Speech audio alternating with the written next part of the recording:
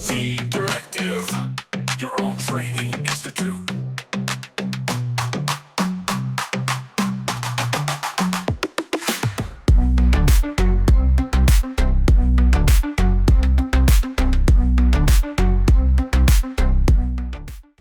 अब इस क्लास में हम लोग सीखेंगे नाइफ टूल के बारे में। नाम से ही नाइफ टूल के बारे में आपको पता चल गया होगा कि इसका काम है काटना। काटना, क्या काटना भाई? फेसेस काटना, एज काटना, क्योंकि ये ब्लेंडर का नाइफ है, ये किचन का नाइफ नहीं है, या ये कोई चक्कू छुरी नहीं है। तो भाई आपके पास जो नाइफ टूल दिया हुआ होता है वो एडिट मोड में दिया हुआ होता है, तो वो किसी भी फेस को स्प्लिट कर देता है, यानी कि बीच में से काट देता है। तो ये उसी के काम आता है। तो पहले तो हम लोग ये क्यूब सेलेक्ट करके टैब दबाते हैं और पहुंच जाते हैं अपने एडिट मोड में। अब यहाँ आपको नाइफ टूल कहाँ मिलेगा? आपको नाइफ टूल मिलेगा यहाँ। तो नाइफ टूल आप यहाँ से भी सेलेक्ट कर सकते हैं, और के इसका शॉर्टकट है, के फॉर नाइफ। अगर मैं के प्रेस करता हूँ, के फॉर वैसे कैंगरू भी होता है, तो आप देख सकते हैं मैंने के प्रेस किया था और नीचे शॉर्टकट्स भी दिए जाते हैं। तो ये शॉर्टकट सिर्फ उस वक्त आते हैं अगर आप कीबोर्ड से के प्रेस करके नाइफ टूल ले रहे हैं। तो बेहतर ये है कि आप यहाँ के बजाय के टूल प्रेस करें कीबोर्ड पे और आपको नाइफ टूल मिल जाए। अब नाइफ टूल करता क्या है? नाइफ टूल किसी भी फेस को, जैसे मेरे पास ये इस क्यूब का फेस है, मुझे इसको अगर दो हिस्सों में तकसीम करना है तो मुझे इसको बीच में से काटना होगा। तो पहले मुझे फर्स्ट पॉइंट टू चूज करना पड़ेगा इस एज का। जैसे ही मैं इस एज पे आऊंगा, आप देख सकते हैं तो ये स्नैप कर रहा है, ठीक है। मैं यहां पर जैसे ही क्लिक करूंगा, अब एंड पॉइंट पे जाना होगा नीचे वाले एज के, तो यहां मुझे क्लिक करना होगा। मैं जैसे ही यहां क्लिक करूंगा तो क्या होगा? ये जो है अभी भी कंटिन्यूस है ड्राइंग। अगर मुझे इस ड्राइंग को एंड करना है तो मैं क्या करूंगा? सिंपल एंटर का बटन दबा दूंगा। एंटर का मतलब होता है कंफर्म करना है मुझे ये स्प्लिट। मैं एंटर का बटन दबाऊंगा तो ये स्प्लिट हो जाएगा। तो आप देख सकते हैं ये एक फेस दो फेसेस में स्प्लिट हो गया। मैं अभी भी नाइफ टूल के अंदर हूं, तो आपको जब नाइफ टूल का काम हो जाए आप इससे बाहर निकल जाएगा, वरना ये काटता ही रहेगा सारी चीज़ें।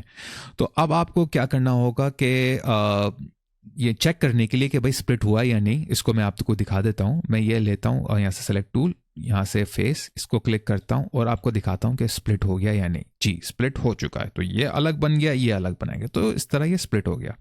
सही। तो आपने देख लिया होगा किस तरह आप इसको स्प्लिट कर सकते हैं नाइफ टूल से, और मैंने आपको इसको चेक भी करके दिखा दिया है। अब मैंने यहाँ पर क्या किया था, इसको दो हिस्सों में स्प्लिट किया था एक स्ट्रेट लाइन से। यहां से स्टार्ट हुई थी, यहां से एंड हुई थी, तो एंड टू एंड एज के ये स्प्लिट हो गई थी। तो जरूरी नहीं है कि आप एंड टू एंड ही स्प्लिट करें, आप इस लाइन को थोड़ा जिगजैग भी बना सकते हैं। फर्स्ट करें, मैं इसको अंडू करता हूं, यहां पर जाके मैं इसको लेता हूं, अपने के प्रेस करता हूं। यहां से लेने के बजाय के प्रेस करें, ज्यादा बेहतर है। मैं इस एंड को लेता हूं इस एज के, और बजाय यहां पर जाने के अब मैं बीच में कहीं पर भी प्रेस कर सकता हूं, और जैसे ही मैं यहां पहुंचूंगा और एंटर प्रेस कर दूंगा तो ये स्प्लिट जो होगा वो थोड़ा इस इंटरेस्टिंग शेप में हो जाएगा, ठीक है। थोड़ा साईफाई शेप में स्प्लिट हो गया है। और अगर मैं यहाँ से फेस अपना लेता हूँ और इसको क्लिक करता हूँ और एक्सट्रूड करता हूँ, तो आप देख सकते हैं किस तरह का इतना अच्छा फेस बन रहा है। मगर एक इश्यू ये होता है कि आप इसको चाहे एक लाइन में स्प्लिट करें या इस तरह स्प्लिट करें, ये एनगॉन जरूर बनाता है। तो आपको एनगॉन को क्वाड में खुद ही मैनुअली कन्वर्ट करना पड़ेगा। ये जो है आपको मैं सिखा चुका हूँ काफ़ी चीज़ें कि किस तरह किया जाएगा। तो आपके ऊपर है, आप वो उसको किस तरह करें। आप एज लूप लगाएं या और मज़ीद नाइफ टूल के थ्रू लाइंस लगाएं और वर्टिसेस को ज्वाइन करें आपस में, तो ये आपके ऊपर है। सही। तो अब मैं क्या करूँगा, इसको अंडू करूँगा। यहाँ पर मैं आपको मजीद एक और चीज़ भी यहाँ पर दिखा दूं कि भाई एंड टू एंड जब आप यहाँ से स्टार्ट करके यहाँ पर एंड करना लाजमी नहीं है, आप बीच में भी नाइफ टूल को यूज़ कर सकते हैं। वो कैसे? फर्स्ट करें, बजाय यहाँ से स्टार्ट करने के और यहाँ पर एंड करने के, मैं बीच से मैं कर सकता हूँ। यहाँ क्लिक किया, फर्स्ट करें, यहाँ किया, इधर किया, फिर मैंने इसको यहाँ क्लिक करके एंटर दबा के एंड कर दिया, तो मेरे पास ये इस तरह का फेस आ गया। अब आप देख सकते हैं कि यहाँ ये फेस बना दिया है। मैं इसको एक्सट्रूड ऊपर नीचे भी कर सकता हूँ, आपकी मर्जी आप करें। मगर इसने एक दो एक्स्ट्रा एजेस लगा दिए हैं। अब ये दो एक्स्ट्रा एजेस ऑटोमेटिकली लगाता है ब्लेंडर जब नाइफ टूल आप इस तरह बीच में यूज़ करते हैं, ताकि वो उसको बैलेंस कर सके। तो मैं इसको यहाँ पर अनडू कर देता हूँ, मुझे इस तरह इसको एक्सट्रूड नहीं चाहिए। अब अगर फर्ज करें कि मुझे 3-4 स्प्लिट चाहिए अलग अलग, तो वो कैसे करूं भाई? उसको करने का अगर आप फर्ज करो कि मैं यहाँ पर मुझे स्प्लिट चाहिए, एक इधर चाहिए, एक इधर चाहिए, एक इधर चाहिए, तो आप क्या करेंगे? आप यहाँ क्लिक करेंगे, फिर यहाँ क्लिक करेंगे और फिर उसके बाद एंटर करेंगे। फिर आप दोबारा नाइफ लेंगे, फिर यहाँ क्लिक करेंगे, फिर यहाँ क्लिक करेंगे, फिर एंटर करेंगे। फिर दोबारा नाइफ लेंगे, फिर यहाँ क्लिक करेंगे, यहाँ क्लिक करेंगे, फिर एंटर करेंगे। दोबारा करना होगा तो फिर दोबारा नाइफ लेंगे। तो थोड़ा सा लंबा सिलसिला चल रहा है ये। इसको करने का एक आसान तरीका होता है, अगर आपको मल्टीपल स्प्लिट अलग अलग चाहिए तो बजाय इस तरह करने के आप के प्रेस करके नाइफ ले लें। यहां से अगर आपको स्टार्ट करना है अपना और यहां आपको अपना एक स्प्लिट लगाना है, तो इधर आके आप डबल क्लिक कर दें तो एक स्प्लिट बन जाएगा। मगर आप अभी भी नाइफ मोड के अंदर है, ठीक है? आप नाइफ मोड से बाहर नहीं निकले। अब आप अपना दूसरा स्प्लिट चूज करो, यहां से यहां या फिर यहां से यहां, डबल क्लिक करते जाएं। यहां से यहां मैं डबल क्लिक कर रहा हूं, ठीक है? और मजीद फिर यहां से यहां डबल क्लिक, ठीक है? आप देख सकते हैं मैं डबल क्लिक करता रह रहा था। तो बस आपको एंड में जाके डबल क्लिक करना होगा। जब आप ये सारे स्प्लिट्स अपने बना लेंगे, अगर आप सेटिस्फाइड है एंटर प्रेस कर दें कंफर्म करने के लिए, वरना स्केप प्रेस कर दें उसको, यानी कि डिलीट कैंसिल करने के लिए। तो स्केप दबाने से जो आपके स्प्लिट्स हैं, जो आपके कट्स हैं, वो जो है जो कैंसिल हो जाते हैं। मगर मुझे ये कंफर्म करना है तो मैं एंटर प्रेस करूंगा। अब जाके आप देख सकते हैं कि ये सारे कंफर्म्ड हो चुके हैं। तो बजाय बना के फिर एंटर करके फिर के दबा के फिर नाइफ लेके, आप सिर्फ एक स्टार्ट करके डबल क्लिक करें, स्टार्ट करके डबल क्लिक करें और एंड में एंटर दबा दें। तो इस तरह आप मल्टीपल जो है इस तरह स्प्लिट बना सकते हैं। अब एक और चीज ये है कि अगर मैं यहां से जाके नाइफ लेता हूं तो मेरे पास कुछ ऑप्शंस नहीं आती। आप नीचे देखेंगे मेरे पास शॉर्टकट्स की ऑप्शन नहीं आती। मगर अगर मैं शॉर्टकट से नाइफ लेता हूं ना, के प्रेस करके, तो आप देख सकते हैं कि ये स्नैपिंग भी कर रहा है साथ साथ और नीचे मुझे मजीद ऑप्शंस भी दे रहा है। अब ये ऑप्शंस क्या हैं? पहले तो ये है लेफ्ट क्लिक करके जो वो कट होता है, फिर डबल क्लिक करके वो जो क्लोज कर देते हैं, जैसे मैंने अभी आपको दिखाया था कि जब आपको मल्टीपल स्प्लिट्स बनाने होते हैं उसके लिए होता है, ठीक है? राइट क्लिक जो होता है वो आपको किसी भी लाइन जब आप बना रहे होते हैं इस तरह, तो अगर आप राइट क्लिक करें तो वो उसको स्टॉप कर देगा। फिर आप उसको दोबारा से कहीं से उसको दोबारा से स्टार्ट कर सकते हैं। तो ये राइट क्लिक का जो है काम होता है। और फिर उसके अलावा हमारे पास क्या है? हमारे पास एंटर है कंफर्म के लिए, क्योंकि जब भी हम लोग अपना स्प्लिट को कंफर्म करना चाहते हैं हम उसको एंटर प्रेस कर देते हैं।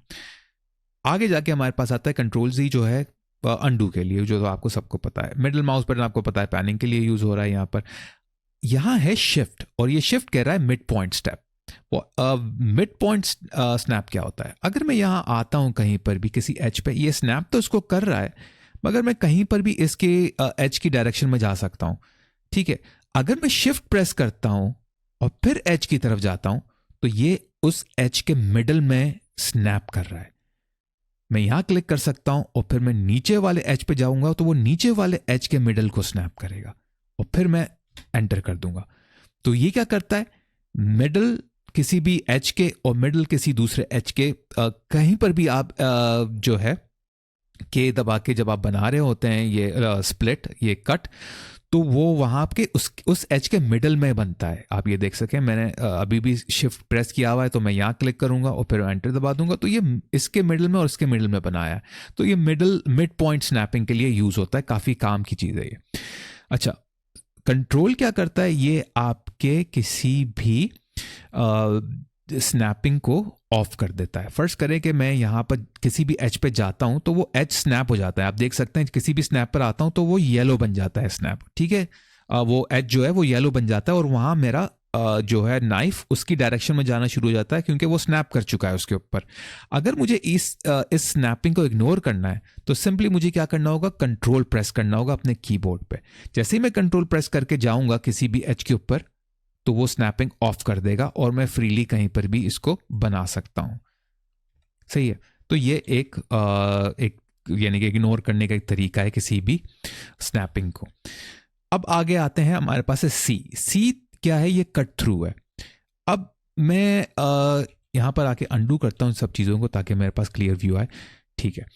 अगर मैं यहां पर कोई भी स्प्लिटिंग करता हूं, कटिंग करता हूं सामने की तरफ, इधर क्लिक करता हूं फिर और एंटर प्रेस कर देता हूं, तो जो मेरी स्प्लिटिंग हुई है ना, जो मेरी कटिंग हुई है, वो आप देख सकते हैं सिर्फ सामने हुई है, पीछे नहीं हुई। अगर मुझे पीछे भी करनी है तो मुझे क्या करना पड़ेगा, मुझे कट थ्रू करना पड़ेगा। तो देखते हैं कैसे होता है। तो के प्रेस करता हूं, कट थ्रू को सी दबाता हूं, ऑन कर देता हूं। वैसे ये सारी जो चीजें जो होती हैं, ये इनमें से कुछ जो है वो टॉगल है, यानी कि ऑन ऑफ। सी दबाऊंगा ऑन, सी दबाऊंगा ऑफ, तो मैं सी दबा के ऑन कर देता हूं। अब ये कट थ्रू जो है वो ऑन हो चुका है। अब कट थ्रू क्या करेगा, अगर मैं यहां पे आके कट लगाता हूं इसके ऊपर और यहां तक जाता हूं और एंटर कर देता हूं, तो सिर्फ सामने ही कट नहीं लगा, अगर मैं पीछे आपको दिखाता हूं तो पीछे भी कट लग चुका है, क्योंकि ये कट थ्रू कर दिया है उसने, यहां से वहां कट कर दिया है। ठीक है, तो ये एक कट थ्रू का फायदा है। दूसरी चीज मैं आपको बताता चलूं आगे बढ़ने से पहले, कि कटिंग जरूरी नहीं है कि आप मैश के अंदर रहते हुए करें इस तरह।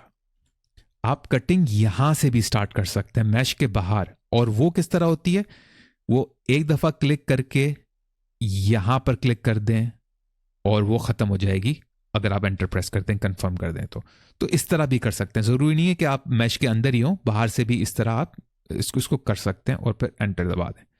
ठीक है, तो बाहर से भी आप कर सकते हैं। तो ये आपको मैंने एक एक्स्ट्रा टिप दे दी है यहां पर। अच्छा, आगे बढ़ते हैं। हमारे पास है XYZ। अब XYZ क्या करता है कि अगर मुझे, जिस तरह ये मैंने बड़ा टेढ़ा मेढ़ा सा बनाया था ऊपर से, अगर मुझे स्ट्रेट बनाना है तो मैं एक्सेस यूज कर सकता हूं। वो कैसे, कि फर्स्ट करें मैं यहां आ जाता हूं और यहां से मैं स्टार्ट करता हूं। अब मुझे इस डायरेक्शन में जाना है, तो ये कौन सा एक्सेस हो गया, ये हो गया Y एक्सेस। तो मैं Y प्रेस कर दूंगा कीबोर्ड पे, मैं यहां क्लिक कर दूंगा। अब मुझे नीचे जाना है स्ट्रेट, तो कौन सा एक्सेस हो गया, ये Z हो गया। तो मैं Z प्रेस करूंगा तो स्ट्रेट नीचे जाएगा, बिल्कुल स्ट्रेट जा रहा है। वापस इस तरफ आना होगा तो Y दोबारा, ठीक है, फिर ऊपर जाना होगा Z दोबारा। तो अब मुझे यहां पर जाके अब बंद कर दूंगा।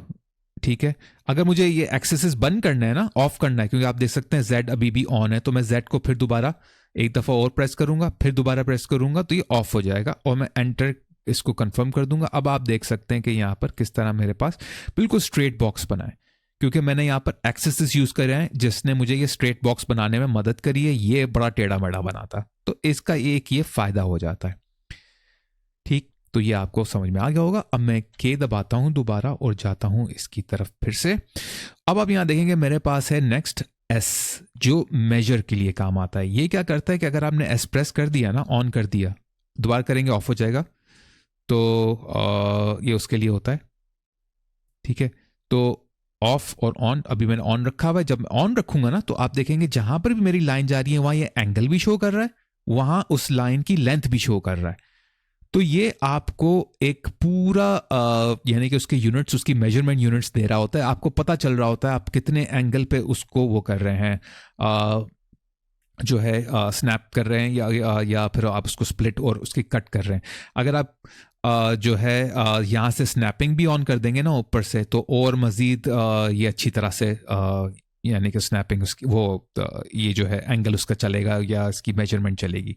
तो यहाँ आके मैं इसको एंटर कर देता हूँ, तो ये अब आपको पता चलेगा कि भाई मेजर से क्या होता है। अब जो है के को फिर दोबारा प्रेस करते हैं। आगे एक्सरे है, मैंने इसको ज़्यादा कभी यूज़ नहीं किया और मुझे इतना इसका बारे में पता भी नहीं चला कि ये क्यों इतना यूज़ होता है। किसी को अगर पता है तो कमेंट सेक्शन में बता दे कि एक्सरे का वैसे काम क्या है, क्योंकि मैं इसके बारे में ज़्यादा मैंने ढूंढा तो मुझे इतना मिला नहीं कुछ। अच्छा, आगे हमारे पास है एंगल कॉन्स्ट्रेंट। ये हमारे पास दो टाइप के होते हैं। अगर मैं ए प्रेस करता हूं तो मेरे पास आ जाता है स्क्रीन मोड, दोबारा प्रेस करता हूं तो रिलेटिव आर्ट साइकिल एज आ जाता है। यूजुअली हम लोग स्क्रीन मोड ही यूज़ करते हैं, क्योंकि अगर मैं दोबारा, अभी ऑफ हो गया आप देख सकते हैं नीचे, मैं इसको दोबारा ए प्रेस करता हूँ, ये ऑन हो गया। ये क्या करता है, ये XYZ की तरह ही होता है, मगर XYZ 3D एक्सिस पे काम कर रहा होता है। ये 2D एक्सिस जो आपकी स्क्रीन है ना, ये उसका वर्टिकल और हॉरिजॉन्टल या डायगोनल लाइन बता रहा होता है। अब जैसे कि ऑन स्क्रीन ऑन है, अगर मैं कटिंग कर रहा हूँ आप, तो आप देखेंगे कि ये इस तरह स्ट्रेट लाइंस बना रहा है, मगर ये स्ट्रेट लाइंस जो हैं ये 3D स्ट्रेट लाइंस नहीं है, क्यूब की या 3D वर्ल्ड की स्ट्रेट लाइन नहीं बता रहा, ये स्क्रीन की स्ट्रेट लाइन बता रहा है। ठीक है, फ्लैट। तो उस तरह ये आके आप इसको वो भी कर सकते हैं, यूज़ भी कर सकते हैं।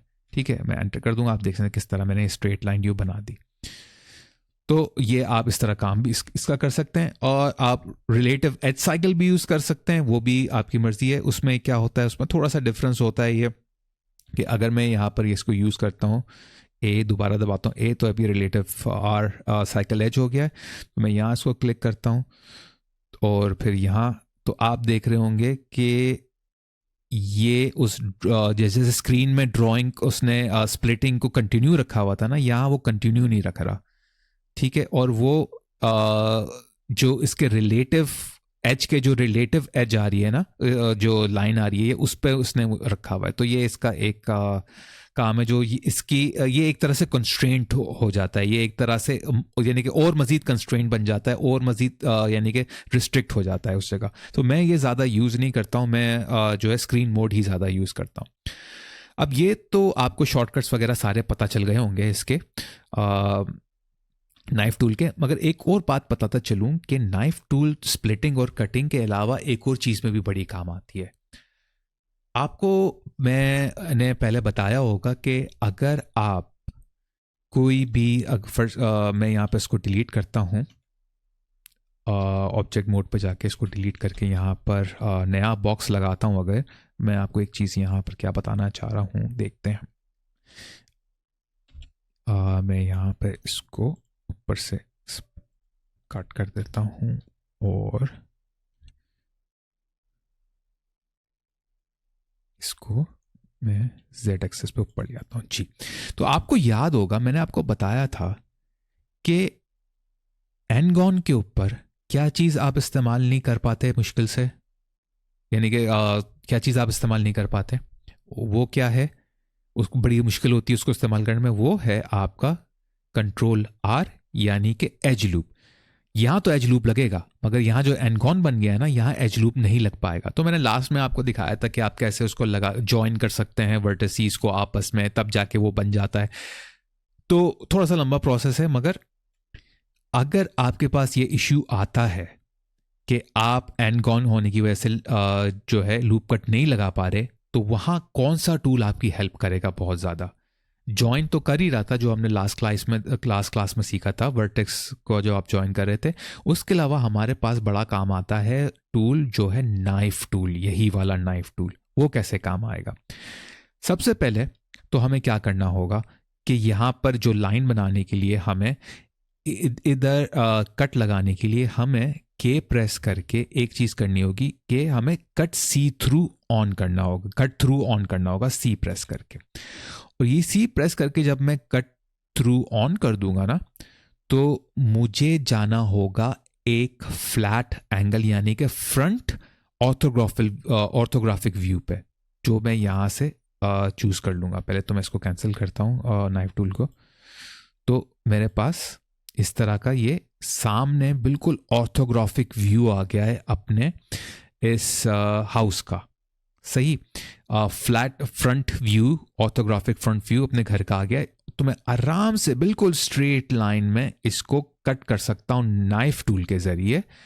कट थ्रू यानी कि मैंने के यूज किया, फिर कट थ्रू के जरिए यानी कि सी प्रेस किया, और फिर उसके बाद मैं ए यूज करूंगा एंगल कॉन्स्ट्रेंट के लिए। तो मैं यहां क्लिक करके अगर लाइन इस तरह स्ट्रेट लेके जाता हूं और यहां क्लिक करके एंटर प्रेस कर देता हूं और वापस बाहर आता हूं, तो आप देख सकते हैं इसने एज लूप लगा दिया बड़े आराम से, जो आप इस एज लूप के इस लूप कट के जरिए नहीं लगा पा रहे थे।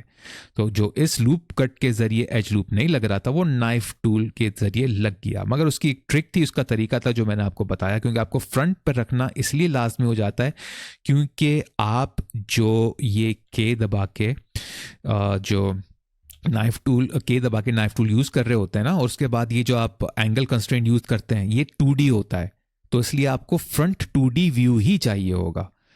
ठीक है, कट थ्रू इसलिए चाहिए होता है ताकि वो पीछे आगे दाएं बाएं जितने भी फेसेस हैं उनको कट कर दे। तो उम्मीद है आपको नाइफ टूल के बारे में पता चल गया होगा कि ये कितना पावरफुल टूल है और कितना काम का टूल है, कितनी ऑप्शंस इसके साथ हैं और क्या क्या इसके साथ आप कर सकते हैं। आप अपनी मर्ज़ी के इससे एजेस बना सकते हैं, कटिंग स्प्लिटिंग कर सकते हैं।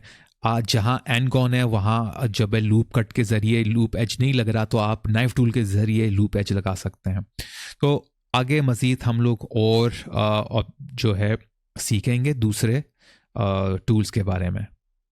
अगर आपने अभी तक मेरे चैनल को सब्सक्राइब नहीं किया है तो बराए करम अभी कर लें और बेल आइकन को दबाना मत भूलिएगा। मैंने ये नोटिस किया है कि आप में से काफी लोग मेरे वीडियोस मेरे चैनल को सब्सक्राइब किए बगैर देख रहे हैं, तो भाई अब मेरे चैनल को सब्सक्राइब कर लें ताकि आप जी इंटरैक्टिव कम्युनिटी का एक अहम हिस्सा बन जाए। और एक और अहम बात बताता चलूं, प्लीज मेरी वीडियोस को डाउनलोड ना कीजिए, सिर्फ उन्हें ऑनलाइन देखें। जब आप उन्हें डाउनलोड करते हैं तो मेरे चैनल का वॉच टाइम आवर असरअंदाज होता है, जो बहुत नुकसानदेह है।